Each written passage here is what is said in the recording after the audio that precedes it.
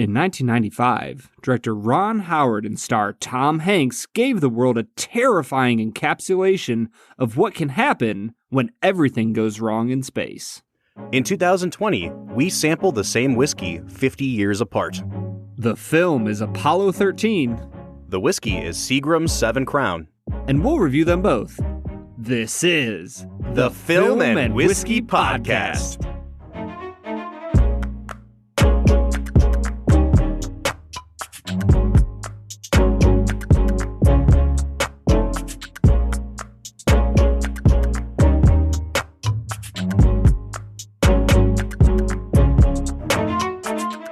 Welcome to the Film and Whiskey Podcast, where each week we review a classic movie and a glass of whiskey. I'm Bob Book. I'm Brad G. And this week we are looking at the 1995 Ron Howard film, Apollo 13. Hey, we've got a problem here. What did you do? Nothing, I stirred the tanks. Whoa.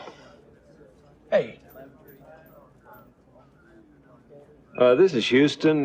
Say again, please. Houston, we have a problem.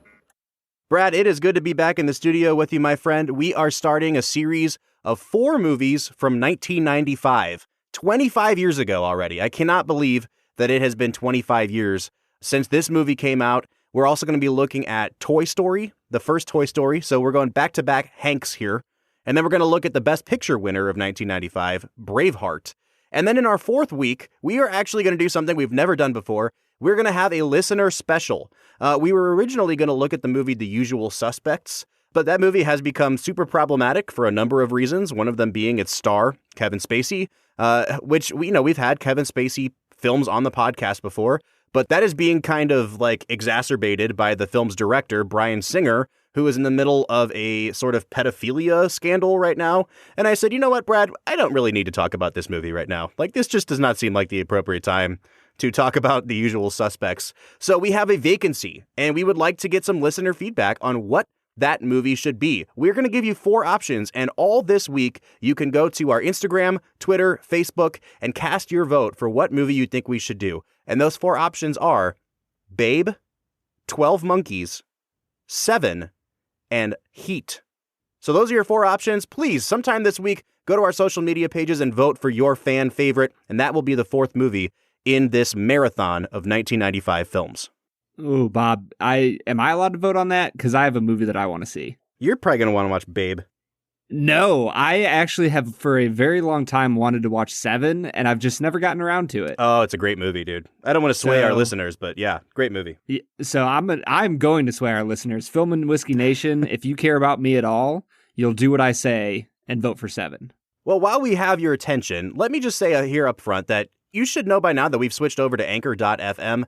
There is actually a way on Anchor that you can support Film and Whiskey directly. There's a button on Anchor.fm/filmwhiskey that just says support. You can actually donate to the show. If you like what we're doing, please give us a shout out. We'd also love for you to go to the reviews section of your favorite podcast platform. Leave us a 5-star rating, leave us a comment and a review. We absolutely love to hear your feedback. So, Bob, this week we are returning to the world of Ron Howard. We previously watched Cinderella Man, which was another kind of in his wheelhouse of biopics. And we're coming back to what might be one of his best-known films. I don't know. What would you say is like the best-known Ron Howard film? That's a good question. I mean, he's made a lot of movies that were huge moneymakers. He's also made some Oscar-y type movies. You know, he won Best Director and Best Picture for A Beautiful Mind. But I would say it's either got to be this movie, Brad, or Cinderella Man that have been kind of his most enduring 2 films. And I would probably venture to say Apollo 13 is his best known film because you're getting Tom Hanks at the absolute peak of his game. He's coming off back-to-back Best Actor wins for Philadelphia in 93, for Forrest Gump in 94, and then this is his big year where, he has Apollo 13 and Toy Story. This is a movie that was getting, a huge push for Oscars. It obviously didn't win Best Picture, but I think this is probably Ron Howard having like the most sway he's ever had in Hollywood because this movie in 95 was just an absolute juggernaut. Yeah, it's interesting. In the years since, I feel like Ron Howard has become kind of like put off to the side, like a little kid, like, oh yeah, you do your biopics, have fun with that. And I think it's easy to forget that this dude is probably one of the most well-known directors of our time. And in a certain sense, he's probably one of the best directors of our time. He's given us so many spectacular movies. It's just curious to see kind of what has happened to his career, in the years following Apollo 13 and really since A Beautiful Mind. Absolutely, Brad. And when I look at this movie especially, I think this and Cinderella Man, again, are the two that really demonstrate how great of a filmmaker Ron Howard can really, really be, because this is a nearly perfect movie. When I watch this movie, Brad, it just seems so efficient. It seems like there's really nothing in there that needs to be taken out. It's suspenseful. It's tense. It's emotional and heartfelt. It has great performances. Brad, I don't know why this movie doesn't get more attention. Yeah, I really don't know why either. A lot of times when we're reviewing movies, I'll talk to my friends and be like, oh yeah, we're watching this movie that's coming up, and just kind of discuss the movies and see where people are at. And Apollo 13 is one that people are like, oh, I've always wanted to watch that, but never got around to it. And I'm like, man, that is so sad to me, because this is a great, great movie. We're about to go into the greatest segment in all of podcast history, but I'm going to spoil the start of it by saying I have seen this movie before, but it had been so long that I've forgotten certain elements of it. And man, I was just so pleasantly surprised with how well this movie has aged. It's a beautiful film. And I'm excited to get into it with you. Yeah, I am too, Brad. So that means that it is time for us to get into Brad Explains, which is the segment where Brad breaks down the plot of the movie that he has just watched, often for the first time. That's not the case today. So Brad, can you, very efficiently, like Ron Howard, break down the plot of Apollo 13? So in the 1960s, we were in the middle of a space race with Russia. And near the end of the decade, Apollo 11 finally landed on the moon. Neil Armstrong had, taken that great leap for mankind. And a few years later, we see the Apollo 13 mission going up to land on the moon again. And this longtime veteran pilot, Jim Lovell, is set to pilot this mission and to be the man who walks on the moon. Obviously, he's very excited about this. At first, his crew was not supposed to fly. They were the backup crew. But the main crew got some sort of illness, couldn't go, so they bump up Tom Hanks's crew, and they're ready to roll. Well, at the last minute, there's some little things that are bothering his family, like the fact that it's the 13th flight, and they're flying out at 1313 military time on the 13th. And they're, flouting it that we don't care about luck in the number 13 and the danger that might bring. And all sorts of things go wrong. One of the crew members that is meticulous about the way he does his job is told that he is going to have measles in the middle of the flight. And so they ground him and they call up one of the backup crews to fly for him. So now Tom Hanks is flying with 2 rookie astronauts. And needless to say, they get underway. And on the first or second day in space, they go to cycle the power on some of their oxygen tanks, and a defect in the oxygen tanks causes an explosion, and literally everything goes wrong. And the what was supposed to be a moon landing mission turns into a rescue mission in which Tom Hanks, Kevin Bacon, and Bill Paxton have to fight their way back to Earth. They have to use every tool at their disposal to make it back to Earth safely. And on Earth, you have all of the people in Houston, all the engineers, all the young, bright minds, trying to find a way to get them back safely. And over throughout the movie, you see problem after problem arise, and they have to deal with each problem. By the end of the film, they make it back to Earth safely, and you just have a beautiful, amazing, thrilling biopic of what is mostly an unbelievable story that, Bob, I can't even believe that this really happened in real life. Yeah, Brad, the more I watched it, the more I was like, I think sometimes we take for granted, just as human beings, that these kind of things really happen. That there were 3 men in space that had all of these obstacles stacked against them, that the odds were insurmountable, and we managed to get them back to Earth. And the fact that we don't talk about this every single day kind of blows my mind, because it is such an unbelievable story of determination, of, workmanship. This is really a movie about guys doing their job. And this is something we got into when we talked about Cinderella Man. Ron Howard really likes to champion the everyman. He likes telling stories about people who do the work that they need to do. He tells his stories in a very efficient way. It's like, it almost seems like Ron Howard likes telling stories that reflect who he believes himself to be in a way. Yeah, there's a beautiful style that Howard engages with where you always feel like you are on level with the main characters in his movies. You never feel like you're judging them or above them, but you always have opportunities to glimpse into their psyche. You have opportunities to understand their motivations, why they're doing what they're doing, and you get to see them act heroically. You know, in the middle of the final few days of the flight, you get to see Tom Hanks kind of get angry with Kevin Bacon and just say, you know what? We're not fighting about this right now. We are getting ourselves home. Like, this is going to work.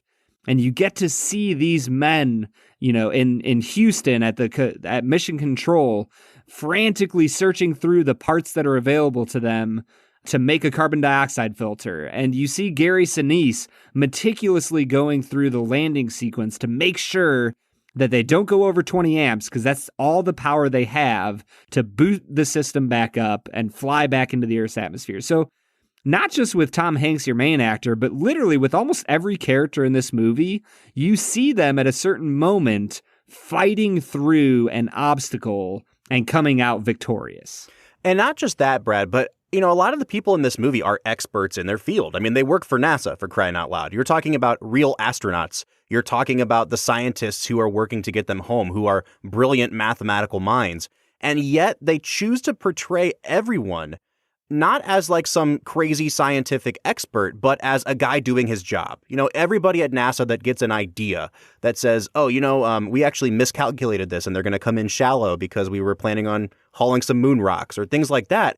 They're not portrayed as, you know, high and mighty. They're not speaking in a language, a vernacular that's beyond the everyday person. Hey, let's hold it down. Let's hold it down, people. The only engine we've got with enough power for a direct aboard is the SPS on the service module. What Lovell has told us, it could have been damaged in an explosion, so let's consider that engine dead. We light that thing up, could blow the whole works. Just too risky. We're not going to take that chance. In fact, the only thing the command module is good for is re-entry, so that leaves us with the LEM, which means free return trajectory. Once we get the guys around the moon, we'll fire up the LEM engine, make a long burn, pick up some speed, and get them home as quick as we can. Gene, I'm wondering what the Gremlin guys think about this. We can't make any guarantees. We designed the LEM to land on the moon. Not fire the engine out there for course correction. Well, unfortunately, we're not landing on the moon, are we? I don't care what anything was designed to do. I care about what it can do. So let's get to work. Let's lay it out, okay? They're all just kind of portrayed as normal people doing the job that's set before them in order to get these guys home. And I think it's really beautiful. And I think one of my favorite moments that displays that is when in the middle of a crisis, Tom Hanks is doing some math on gimbals. I will say, Bob, they talk about gimbals a lot in this movie, and I have no clue what a gimbal is. but Tom Hanks is doing some gimbal math. And like you said, he's brilliant. He is a veteran, experienced fighter pilot, astronaut. He's doing the math, and he takes the time to say, you know what, guys, I'm not sure if I'm getting this math right. Can you check it for me? And like in that moment, Tom Hanks is so relatable, because how many times have you tried to do math by hand and been like, man, I don't even know if this is right. I need to get a calculator out. Yeah, I think that's a great point, Brad. And when it comes to Ron Howard himself, I kind of feel the same way about this movie. You know, I've been saying that he makes his movies like an ordinary person would make a movie. And what I mean by that is this. I don't think that there is a ton of like super artsy cinematography or dazzling displays of, you know, cinematic language on display here. I think Ron Howard really is interested in how do I capture this story truthfully? And he puts the camera where it needs to be placed. Are there some really cool shots? Yeah, there's some cool shots. But it's not the same kind of vibe you get with like when we watched The Prisoner of Azkaban a few weeks ago. And we talked about Alfonso Cuarón and the way that he had these super long takes with the camera and he would weave and move. It's not like that with Apollo 13. It's very expertly cut together, but the camera setups are very, very simple. And I like that he doesn't draw attention to the movie making. He's not doing anything to take you out of the reality that he's trying to build with the story they're crafting. And I think one of my favorite parts of that is that even with all of that being true, Bob, you still get a few shots that are a homage to what other movie than 2001: A Space Odyssey? Mm-hmm, absolutely. Like you still get a few just gorgeous shots of, the Apollo 13 mission flying through space with the moon in the background, or, the stars, or with the Earth in the background. And so even with this workman-like normal shots, nothing too fancy with the camera work, you still get some spectacular views of space that almost every single space movie since 2001 has had to include. Brad, it's really funny that you bring up 2001 because you're right. There are some very clear nods to that in this film. But one other thing that I noticed, especially as the movie got closer to the end, is the parallels between this and a movie like The African Queen. We reviewed The African Queen just a few weeks ago, and Brad, you and I were not super high on that movie because we said that the plot in some ways seemed very this and then this and then this and then this. And you could have interchanged any of the problems they encountered on that boat. And then I started watching this movie and I was like, in a lot of ways, this is very similar to The African Queen. They're basically on a lifeboat in space and they're encountering all the obstacles on their way back to Earth. And in some sense, yeah, I think that you probably could have interchanged all the different things they ran into. But with this movie, I think first of all, the fact they're working off a true story really helps everything. But the fact that the obstacles they encounter really do seem to line up with whatever leg of the journey they're on. So especially at the end of the movie, when they finally see where the explosion was, and Tom Hanks is like, wow, look at this. It looks like it cracked all the way up to the heat shield. And they cut back to Houston and you just see two of the guys looking at each other and they say, the heat shield. And then you come to understand if the heat shield's cracked, they're going to incinerate on reentry. And I think the fact that each of the issues that they encounter comes up at the exact time that they need to be shared really, really helps. It's almost like clues getting revealed as the movie goes along. And I think that's what really separated for me this movie from The African Queen is that, yeah, they're facing a series of obstacles, but they felt a lot more natural. And it felt like the plot was introducing them in a way that made a lot more sense. Oh, I totally agree, Bob. I think that not only did they make more sense, but I'm going to go back to your first point and just say the fact that you go into this movie knowing that it is a true story, to me, that makes all of the problems they face so much more real, so much more life-threatening. It gives a gravity to the movie that you don't have in something like The African Queen, because we know going into The African Queen that is a written story that is made up for us to watch. Right. And there's something about it being real that makes you go, holy cow, they had to deal with that and they made it through. Oh my gosh, they had this happen and they still made it through. Oh my gosh. And it just builds and builds and builds. And all in the end, what Howard is building is this honest picture of human ingenuity, of human striving, and of human triumph over chance and bad luck and bad fortune. Brad, I think that's a really natural segue into talking about two things before we get to the break. The first is, let's wrap up this conversation about Ron Howard as a director, and then I also want to talk about the script a little bit. Because like you said, knowing that this is a true story, I think it has a lot of pros, but there's also a lot of things in the cons column. This is something that the entire world was watching happen in 1970. And so the people going to see this movie, a lot of them had this burned into their memory. They knew every beat of what these guys had experienced. And Ron Howard somehow still manages to make such a suspenseful and tense movie. And I think that really is one of the biggest triumphs of this movie, is that it manages to be so compelling, so suspenseful, even though you know exactly what's coming at every turn. Well, and we've talked about that with movies like The Sixth Sense before, right? Like, there's certain movies that, like, once you know the twist, the movie's a little less thrilling. The movie's a little less enrapturing. And Apollo 13, like The Sixth Sense, avoids that problem. That even regardless of the fact that you know that they're going to get rescued, you know that everything's going to turn out all right, I still found myself, like, hyperventilating a little bit and nervous and scared for the members of the crew. It's just truly amazing what Howard's able to do. Well, and then I think we also had to couple that with the script that was written for this movie. There are 4 credited screenwriters. 2 of them are Jim Lovell and Jeffrey Kluger, who wrote the book that this movie is based on. But what I really love about this movie is that even in some of the more like obvious connections they're trying to make, everything really works. Like there are moments where it seems like it shouldn't work, and it still does because they're so economical and everything is so pared down to the bare essentials that it's like, okay, yeah, I understand that we need that story beat brought in.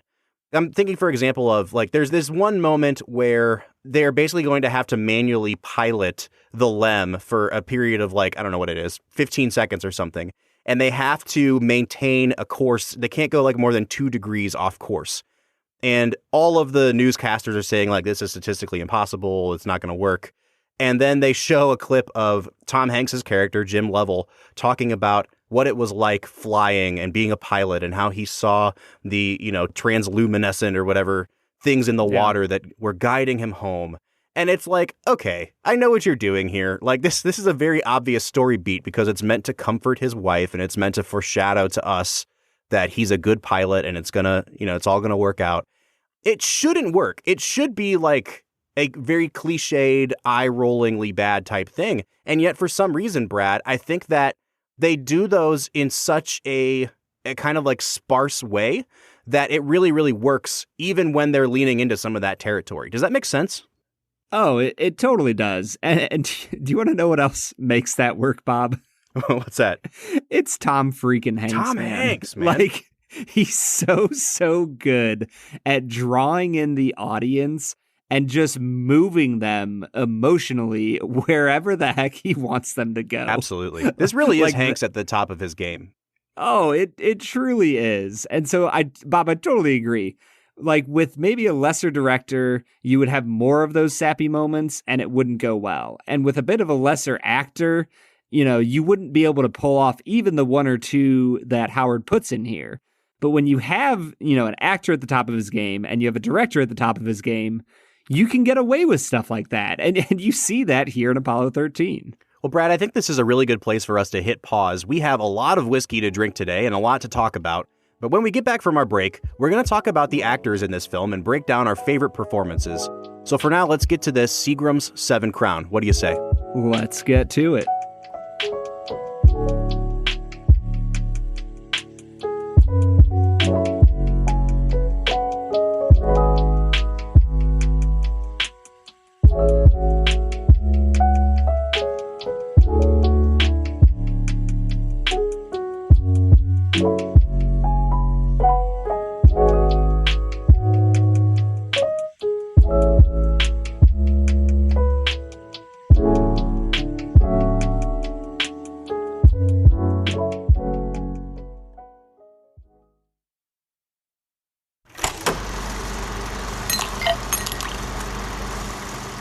All right, so today we are checking out Seagram's 7 Crown, also known as Seagram 7. Brad, we actually have a really special treat today. This is something we've never, ever done before on this podcast. A family friend of mine was actually cleaning out the attic in her mom's house last year and found these old kind of airplane bottles of Seagram 7. They are still sealed, and they looked pretty old. And she said, hey, would you guys want to try these for your podcast? And I said, absolutely. So I looked at the bottles, and on the very bottom of the sample bottle that we have, you can see that it is imprinted with the year 1969. So we have Seagram's 7 from 50 years ago. Now, that doesn't mean that what's inside of this bottle is 50 years old, but it means that this particular bottle was on the shelf 50 years ago, and it has been sitting unopened for that long. And I thought, what a really cool thing to do, because we're talking about an event today with Apollo 13 that happened 50 years ago.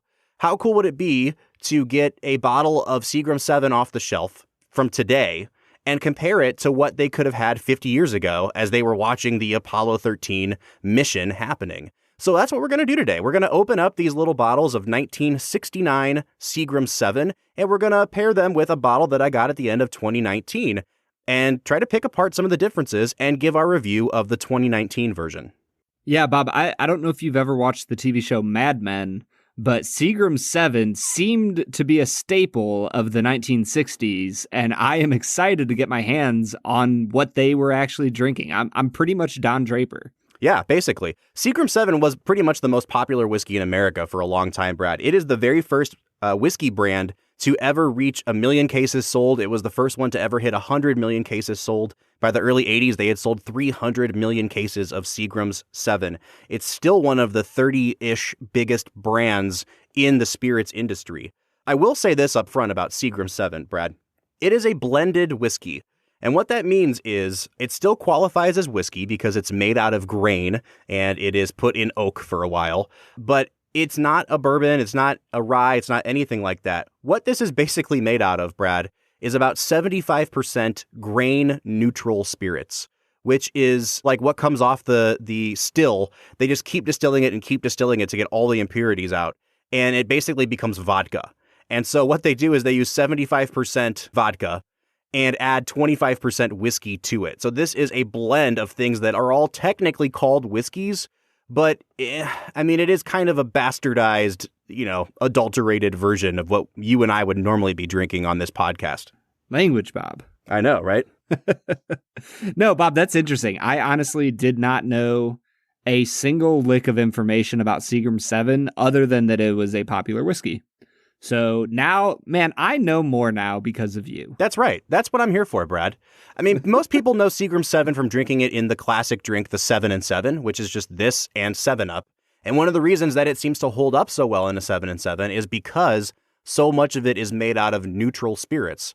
So what my worry here, Brad, is that this may not taste super great, or it may just taste kind of like a watered down whiskey. I think what we should do, Brad, let's go to the 2019 version of this first and see what the average consumer can get when they try this. And then we'll compare it with what they had 50 years ago. So let's pick up our 2019 glass. Brad, what are you getting on the nose of the Seagram 7 Crown? Honestly, Bob, it kind of smells like vodka to me. Yeah, I mean, it really does just smell like a whiskey. Like if you had whiskey on the rocks and let it sit and all the ice melted, it smells like watered down whiskey. It's not offensive. I mean, you smell the alcohol a little bit, but it really just smells like a standard bottom shelf whiskey that's also been, diluted on the rocks for a while. Yeah, it's not a potent nose. I would guess that it's pretty low proof, if not 80 proof. But it's not bad in any way. It's just kind of there. There's a little bit of whiskiness on it. I can't really get more specific than that because it just smells a little bit like whiskey. Yeah, I mean, this actually does remind me a little bit of the Canadian Mist that I enjoyed and everyone else hated. So, Brad, I'm actually only going to give this a 4 on the nose. There's just not much there. It's not unpleasant, but it's so mild that I just don't think there's really going to be anything on this. You're right, it is 80 proof. So, yeah, what would you give it on the nose, Brad? Bob, I literally wrote down right before you said it that it's a 4. Yeah. It's right there. It's below average, but it's not terrible. Well, let's give it a sip and see what we're in for. Huh. Yeah, that's exactly what it is. It's watered down whiskey. Yeah, I mean, I remember watching a video about the Pacific Rim movies, and they decided that the name of the main character in that was Generic Action Star. And I think that this could just be Generic Whiskey Star. Yeah. Like it's just kind of generic whiskey. There's nothing bad about it. Honestly, I wouldn't be ashamed to pour that to somebody who'd never had whiskey and be like, yeah, here, just try this. Yeah. It's not everything whiskey has to offer, but It's a good way to get yourself acclimated, I would think. I mean, it really just tastes... I struggle to give tasting notes, Brad. It's just very, very bland. It's sweet. It definitely has the alcohol of an 80 proof whiskey, but without all the flavor of an 80 proof whiskey. So I think I'm just going to stick at a 4 again for taste. Bob, you know what? I'm just going to give my score. I'm going to give it a 20 out of 50. I'm going to give it a 4 on every single category. I think it's a fine substandard whiskey. Brad, I think that's really helpful. I'll just go ahead and give my scores then, too. I think the finish is where this really suffers because the alcohol comes out pretty harsh and you have no flavor left. So it's a pretty strong burn going down. I'm only going to give it a 3 on the finish. On balance, I actually think it's well balanced because there's nothing there. So, I guess I'll give it a 6 on balance. And then overall value, this costs $11.99 for a fifth. I don't really know what I think of that because you can get actual bourbon for the same price that we kind of liked. I mean, Benchmark is about that price. So I'll give it a 4, like you said, Brad. That takes me to a 21 out of 50. So we're pretty much in the same spot, Brad. We're coming out to an average of a 20.5 out of 50. Would you recommend Seagram 7? Why not? Yeah, sure. It's fine. I hope that Film and Whiskey Nation understands I'm not trying to be facetious or just joke about this, but like it's a solid, fine whiskey for $12. Like if this was priced 15 or up, I'd say, yeah, spend your money elsewhere, but it's $12. Like if you want a decent whiskey just to sip on or to mix, go ahead and buy yourself some Seagram 7. Well, that means it's time for us to get into this 1969 edition. Brad, what are you immediately noticing in terms of differences? Is there anything that's standing out to you here? Well, honestly, Bob, I think at one point in the past 2 years or year and a half of doing the podcast, we actually did drink a whiskey that was like 30, 40, 50 years old. Yep, it was an old charter. I think it came with a blind tasting we did from Big Escambia. That's you're jogging my memory. And honestly, some of the things I picked up on that whiskey, I'm picking up here.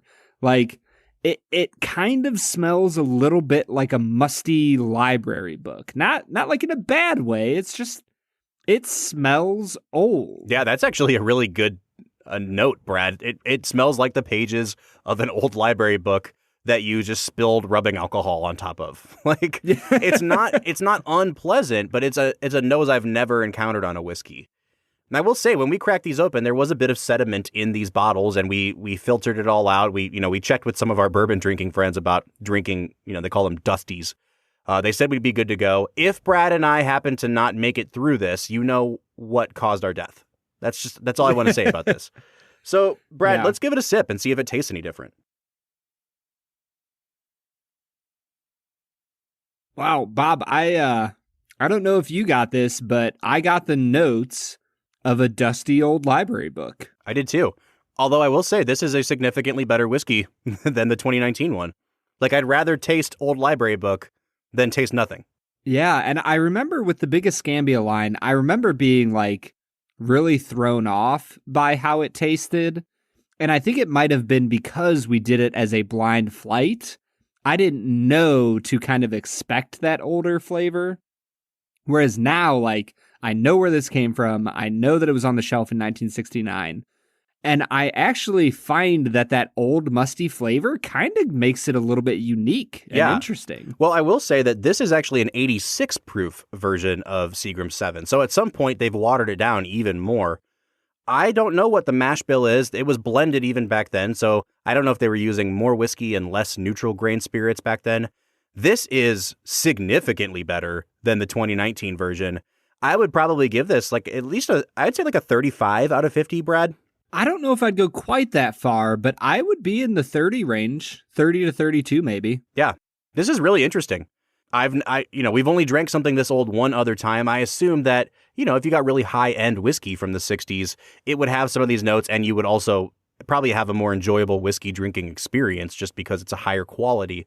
But this has been really fascinating, Brad. I mean, to see how 50 years of age has changed the flavor, the aroma of this whiskey, something that I've never really gotten to do before. So I'm really grateful for this opportunity. Yeah, Bob, honestly, what we need to do is buy a bottle of Seagram 7 now, one of these airplane bottles, wait until the 50th year of the podcast, and then sample all three against each other. Absolutely. It's gonna be crazy. Yeah, it'll be great. We'll check in on that in 50 years. But for now, Brad, let's get back to talking about Apollo 13. Let's get to it.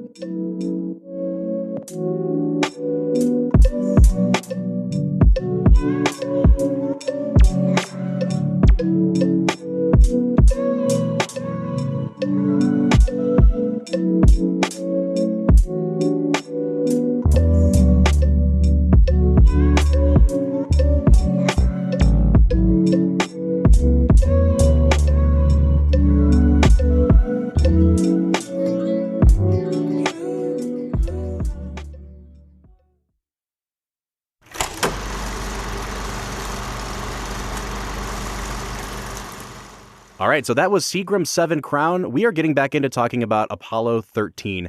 And Brad, we really haven't had a chance to talk about any of the performances in this movie. And I think for being a movie that feels like such a huge ensemble movie, when I really think about it, there's only like 6 people that I think are kind of worth talking about on the podcast.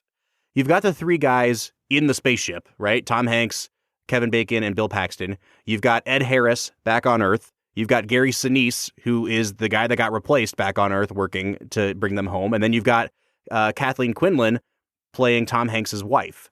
And that's pretty much it. So I think we can probably hit all of them. Brad, let's start with the guys who are in the ship together, our three fearless leaders. Who do you want to start with on the ship? Let's talk about Bill Paxton a little bit. Let's do it, because I actually think Bill Paxton is the most underrated person in this whole movie. Like, he doesn't have a lot to work with. I don't think either of the two astronauts who aren't named Tom Hanks have a lot to work with here. And I think Bill Paxton really does a good job of showing us that his character, Fred, is, a happy-go-lucky kind of guy. He likes to goof off. But then when he takes a turn for the worse, he starts to get sick. I think he really conveys that very, very well. I was impressed with Bill Paxton in this movie. Yeah, like really, if you break the movie down, half of the movie's in space, half of the movie's on Earth, and Tom Hanks is the star in space, and Ed Harris is the star on Earth, right? Yeah, I would say that's fair. And so with that in mind, I think when you look at A, Bill Paxton, and B, Kathleen Quinlan, you have two of, I would say, the best supporting performances that I've seen. I really think that Bill Paxton, like you said, Bob, at the start, he's kind of shallow as a character, but by the end of the movie, you see a depth of character and grit and tenacity and determination come out of his soul and leach into every bit of his actions that you're just blown away with his performance. And you're really rooting for him by the end of the film. He's sick. He's running a fever. I think they say of like 104, 105. And he just kind of grin and bears through all of it to fight for his crew to make it back safely to Earth. I loved Bill Paxton in this movie. Well, and then on the other side of Tom Hanks, you have Kevin Bacon, who is an actor that is capable of carrying movies. Like, he's a legitimate movie star. And to take a role this small, I think, is no small thing in itself. But the problem is that I think he's probably the most underdeveloped character of these six characters. He comes in fairly late into the movie in terms of what you find out about him. He's the replacement. And he's the guy that everybody else keeps at arm's length. When things start to go wrong on the ship, both Tom Hanks and Bill Paxton suspect him of doing something wrong. And it's not really Kevin Bacon's fault, but because he's kept at arm's length for such a long period of the film, I just really felt like I never got to know Jack Swigert as a character that much. They tried to kind of shoehorn in some stuff at the beginning where he's making like sex jokes at Jim Lovell's party. But other than that, I don't feel like there was a lot there. And so Kevin Bacon was kind of just fine in this movie. He was fine. Yeah, I think he does a lot with what he's given, but since he wasn't given very much, he's portrayed as the playboy bachelor astronaut. And they even say that this is the first single person ever to go to space and, all this stuff that they just kind of portray him as a shallow playboy. And by the end of the movie, you recognize that he has the same grit and determination that Bill Paxton shows. But like you said, Bob, he's fine. He's good in the movie. Well, and I think he really is upstaged by Gary Sinise. Gary Sinise is also coming off an Oscar nomination for Best Supporting Actor for Forrest Gump. I think he has a lot of momentum coming into this film. And aside from Tom Hanks's character, Gary Sinise's character really has the most emotional weight behind it. He's a guy who desperately wants to go to space, who gets told he can't because he has the measles, whom you find out really got screwed over because they were wrong and he never had the measles. And he has to set aside all of that to work to get his friends back home. Gary Sinise is one of those actors that is kind of always the unspoken hero of the cast. He never really became like the biggest A-list guy, but when he has a part this meaty, I feel like he does the work that needs to be done, and it completely helps anchor the movie. I don't think that Ed Harris's performance would work as well as it does without Gary Sinise, because Ed Harris is like the guy that is very stoic and optimistic, but kind of a general about it. He's directing people around. Gary Sinise is more of like, I am the friend of these people in space. And I think having him hold that role down so well really helps the movie overall. Oh, it totally does. Sinise in this movie just gives a beautiful performance. You're sympathetic towards him. You feel for him when he gets grounded and is unable to fly. And then when he's called up in the middle of the night, he has that workmanlike attitude of, I'm going to get it done. Even though I got screwed over, I'm going to get the job done. I'm going to make sure that I get my boys home safely. And I love Gary Sinise in this movie. And then, next to Gary Sinise, you do have Ed Harris. And I personally thought that Ed Harris was just great in this movie. But at the same time, it's just Ed Harris being Ed Harris. Yeah. You know what I mean? Like he is really good at playing a type. And yet, if you watch his movies, you do see subtle differences. I agree, Brad. I think he's fantastic in this movie. Honestly, like, the moment that really gets me at the end of the movie is when you finally see him, like, sit down, because you really don't see him sit for much of the movie. When he sits down at the end and finally comes to tears over the realization of what they've just done to bring these guys back home, that really has the emotional kind of sucker punch that you need at the end of the film. And he just absolutely nails it. He was nominated for an Oscar for this film for Best Supporting Actor, and I think he deserved every bit of that nomination. Well, it's kind of like in your life when you have like a pulled muscle or your back goes out or, you have some sort of lingering injury and you continue to hold on and you continue to try to work through it, but it's a pain that doesn't go away. When you finally get rid of that pain and you feel that relief, that's what you have when Ed Harris finally sits down. Like, you don't realize it, but the way he stands, the way he carries himself, the tone of his voice, the way he gives orders to people, all of it carries a healthy sense of tension and a healthy sense of fear of like, we need to get this job done or something terrible is going to happen. And so when he finally sits down, it's the release of that tension. It's the release of those emotions of like, oh, I don't have to work anymore. We got the job done. And it's a spectacular moment in the film. And then that basically just leaves us with Tom Hanks. And we talked about him a little bit at the beginning of the episode, but he's just brilliant. I mean, there's really not much to say here. Like, he is at the peak of his powers. He's coming off those 2 Oscar wins. And at first I'm like, okay, this is Tom Hanks kind of doing the more serviceable role. Like, for a while it just kind of seems like Lovell is the good guy, the devoted husband and father. And they're really trying to milk at the beginning of the film that he's such a good husband and such a good father. And I'm like, okay, like, we understand. But as the movie goes on, I think Hanks really finds places where he can add layers of nuance to the character so that by the time they get to that, when they're about to re-enter Earth's atmosphere and he says to the guys around him, gentlemen, it's been a privilege flying with you. And they put it on Tom Hanks's face and you can tell he's like, yeah, I'm probably going to die right now. And he starts tearing up, essentially. It's an incredibly emotional moment. And it only works not because of what's on the page, but because of what Tom Hanks is able to bring to that character. I'm kind of angry, Brad, looking at the list of nominations this movie got to find out Tom Hanks was not even nominated for this movie. And I think part of that is because they probably had a little bit of Oscars fatigue with him for winning 2 years in a row, that they were trying to just give it to somebody else. But I honestly believe he should have been nominated for this movie too. He's that good. Yeah, it's kind of like the number of MVPs that LeBron has got. You're just kind of like, really? That's it? Right. But no, Bob, I'm right there with you. This is an Oscar-worthy performance that because it was his 3rd Oscar-worthy performance in a row, he didn't even get nominated for it, which is that's just bonkers to me. How do you do that to Tom? Like you said, at the height of his powers. It doesn't make any sense to me. But regardless, we here at Film and Whiskey Nation would like you to know, Tom Hanks, that we are thankful for this performance and we would have given you an Oscar. Absolutely. And Brad, I think that is a great place to transition into our final scores, because I feel like this movie is underappreciated just as its star Tom Hanks is. I'm looking at the IMDb page right now. This movie only has a 7.6 out of 10.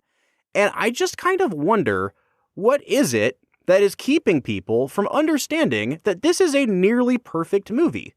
I mean, is it going to knock you out with its filmmaking technology? No, not really. It's just a well-made, efficient movie. And I think that there's something to be said about that. And too often we neglect movies like this, or we neglect to give credit to movies like this. And Brad, I honestly don't know anything about this movie that I would take out or change that wouldn't be just the most minute, nitpicky thing imaginable. So I want to hear your final score, Brad, but I think you can kind of tell where I'm going with mine. Yeah, Bob, this movie is so much fun. It's so suspenseful. There's so many great acting performances. And yet, I will say, there's something about it that keeps me from giving it a 10. It just doesn't quite have that it factor that makes me go, yes, this is a perfect movie, 10 out of 10. I am going to give it a 9.5 out of 10. Which is, the second highest score we can give it with our Film and Whiskey scale.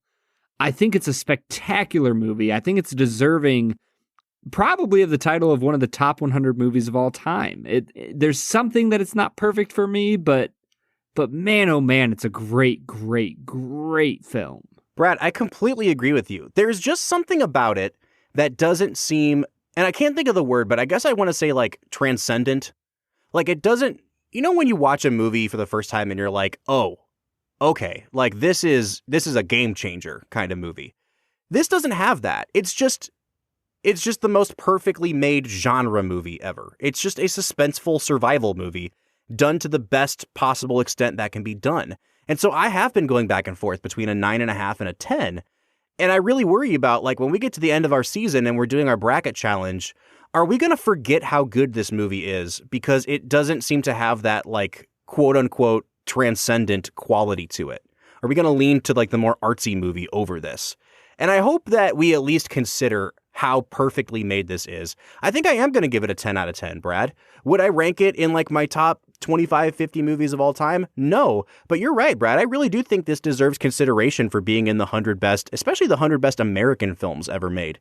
This is just a brilliant tribute to movie making, to the American spirit, and I think Ron Howard directing it perfectly encapsulates everything about that. So for me, I'm going to give it a 10.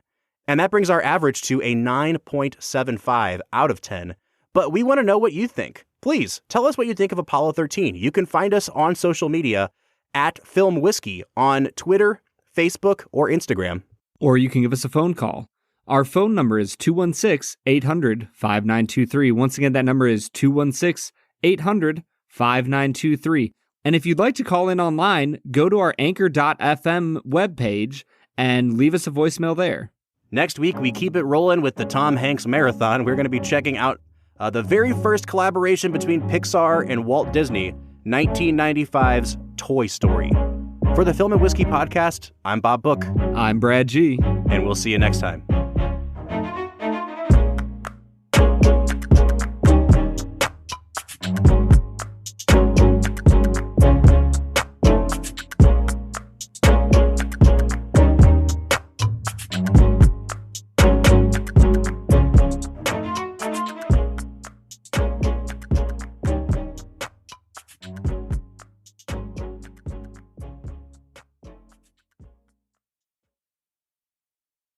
So I will say this, Brad, I really enjoy drinking this, but I'm hesitant to drink more just in case I die, I don't know if I'm going to finish this. Why would you die? Well, who knows? I mean, what if there was some sort of chemical reaction going on in here that I was not aware of? What if there's 60s asbestos that they put in for flavor? I mean, would you be surprised? There's a little bit of smallpox in there to Right. just get you going. Right.